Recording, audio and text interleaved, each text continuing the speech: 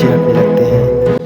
अब आगे तभी चुन्नू आग से उस चुड़ैल को जला देता है और वो चुड़ैल वहीं मर जाती है और मरते मरते कहती है, चुन्नू, ये कहानी का अंत नहीं है, मैं वापस आऊँगी। मेरे ऊपर भी कोई है जो मुझसे भी बहुत ज़्यादा खतरनाक है। वो तुम लोगों को और इस गांव वालों को किसी को जिंदा नहीं छोड़ेगा। जा रही हूँ मैं। ये हम लोगों ने कर दिखाया चुन्नू मुन्नू, हम लोगों ने कर दिखाया। चुन्नू चुड़ैल ने क्या बोली? देखो चुन्नू चुड़ैल ने क्या बोली।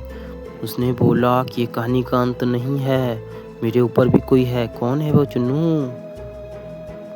इतना बोलकर वो लोग वहाँ से चले जाते हैं अपने घर।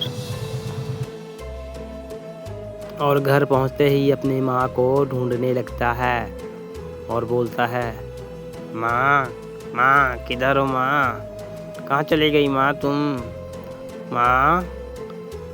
और तभी वहाँ पर एक आवाज़ प्रकट होती है और वो बोलता है, हा हा हा, तुमने गलत आदमी से पंगा ले लिया रे चुन्नू मुन्नू, अब तुम्हारी माँ नहीं बचेगी। कौन हो तुम लोग और मेरी माँ कहाँ है? बताओ जल्दी से, नहीं तो मैं तुम लोगों को नहीं छोड़ूंगा। बताओ जल्दी से। हा हा हा, अपनी माँ को भूल जाओ चुन्नू, अब वो इस दुनिया में नहीं है। क्या क्या मेरी माँ नहीं रही? ई, ई, अब तुम लोगों को किसी को जिंदा नहीं छोड़ूंगा। अब चुन चुन कर सभी को मार डालूंगा मैं, ये मेरा वादा है। अब देखना क्या करता हूँ मैं तुम लोगों के साथ में। इतनी हिम्मत है तो मेरा सामना कर लेना, मैं तुम्हारे इंतजार में हूँ। इतना कहते ही वो राक्षस की आवाज़ गायब हो जाती है और तभी वहाँ पर उनके दोस्त भी आ जाते हैं। फिर चुन्नू अपनी दोस्तों को सारी घटना बताता है और वो तीनों वहाँ से चले जाते हैं वो राक्षस का खात्मा करने के लिए। चलते चलते रास्ते में उसे एक झाटू काका मिलते हैं। वो कहता है, बच्चों किधर जा रहे हो तुम लोग? तुम्हें पता नहीं ये जंगल बहुत ही ज़्यादा खतरनाक है। ये जंगल में बहुत डायन, चुड़ैल और राक्षसों का राज है। तुम लोग किधर जा रहे हो? तुम लोगों को अपनी जान से प्यार नहीं है क्या? फिर चुन्नू बोलता है, मुझे किसी से डर नहीं लगता, मुझे उस राक्षस को मारना है। उसने मेरी माँ को मारा है, मुझे उसे मारना है।